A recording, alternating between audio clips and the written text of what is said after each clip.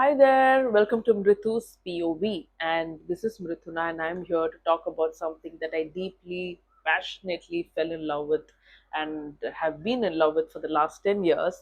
And I cannot wait to talk about this specific topic because I have been getting asked some questions in the last 10 years, and I repeatedly keep saying the same answer. So I thought, why not just record a video about it?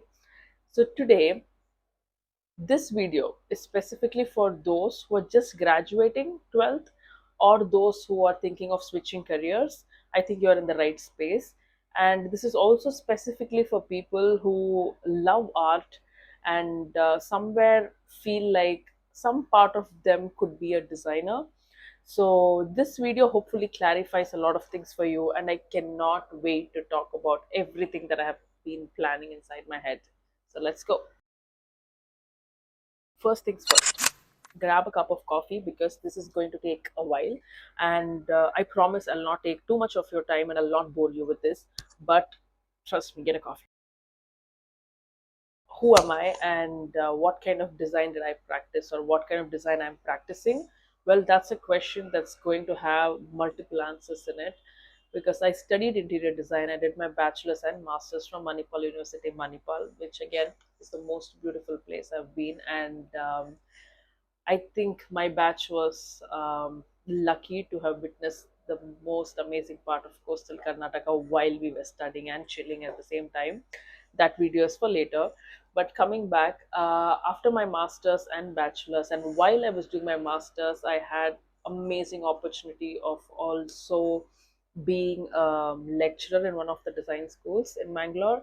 And during my master's, I kind of specialized in furniture design because my mentors, who were my professors, were like super good furniture designers, and I had an amazing opportunity to be an apprentice for them. So we learned woodworking, like hands-on, playing with wood, learning how the joints are made and how an actual furniture is made with these joints. And that kind of made me want to go deeper into the furniture design industry, because after I finished bachelor's, I had an opportunity to work with a lot of interior design firms. I interned in really good interior design firms, but somewhere after I specialized in furniture design, a part of me really wanted to push myself and learn furniture design a little bit more, like really wanted to be in the industry itself.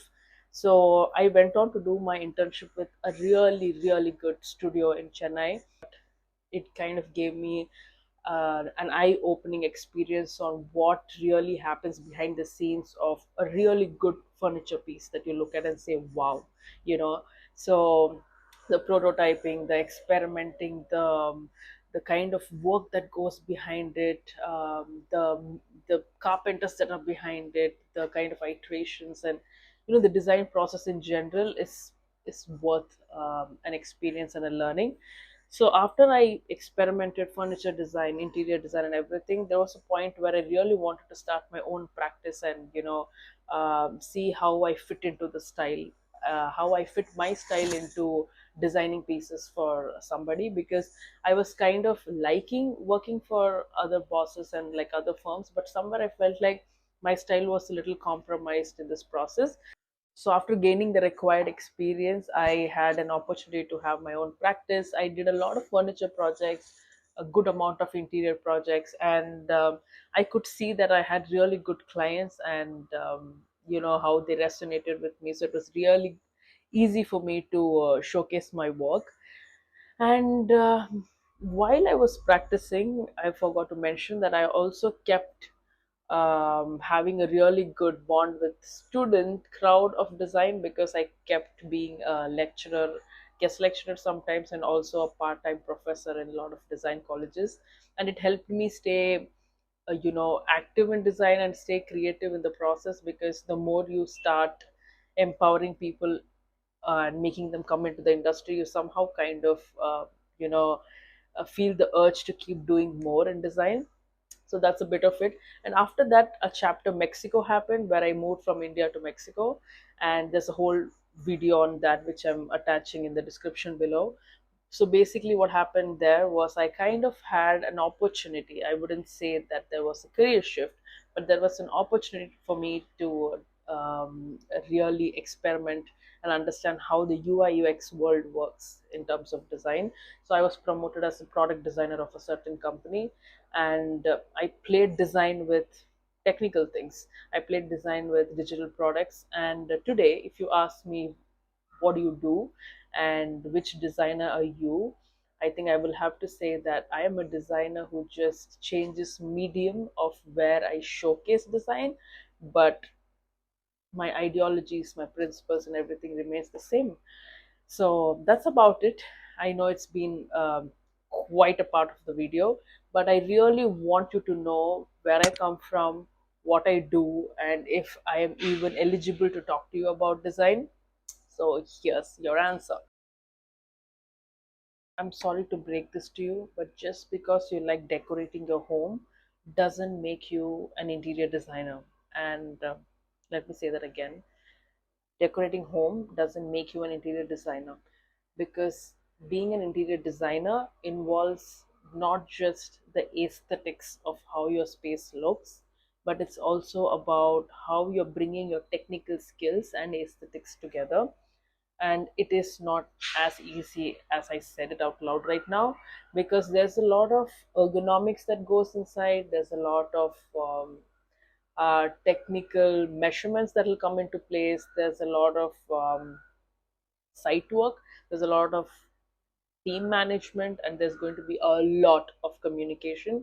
So don't think you're just signing up for something Pinteresty, because this goes beyond that. It's not just like you like a furniture, get a carpenter and get it done. I know that's how things are getting built these days, but an interior designer actually is bringing in a little bit more, right? They're trying to bring in a sense of belonging by creating really functional spaces, right? Not just good looking spaces. So anybody can make a space look good. All our moms can do that. And remember how the guests come and then the house is super clean and beautiful. But that's not what an interior designer is trying to achieve. They're trying to achieve functionality that can sustain for a period of time for a specific set of people, right? Clients. So you kind of understand their psychology by having really good communication, and you try to make sure that these outputs are together well put and delivered in terms of execution, where you actually see it happen, right? So that's how functionality, aesthetics, technicality, everything comes together. So the reason I'm trying to tell you this is because many people get into this course, specifically people are just entering bachelors. They come in thinking it's all going to be sketching your Pinteresty ideas, or sketching something that already exists. I know there's a lot of monotonous interior work being done, but the thing that really sets you apart is these things that I told you. And let me be super honest with you. Now the market has changed so much that anyone you meet is going to call themselves an interior designer. And I've seen this happen a lot, and there's no offense, but a lot of interior contractors, a lot of civil engineers, and a lot of people are calling themselves interior designers because they can execute a certain carpentry in a certain space. But trust me, that's not it. And I'm specifically telling you this because you might be in a place where you are confused too, because you do not understand the roles or the scope and responsibility of an interior designer. And I'm going to make like a separate video soon where I'll specifically talk about the roles and responsibilities of an interior designer in different spaces, what you do as a student, what you do as an interior designer on in the office, and what you do on your own. Let me know if you're interested, comment below, and I am going to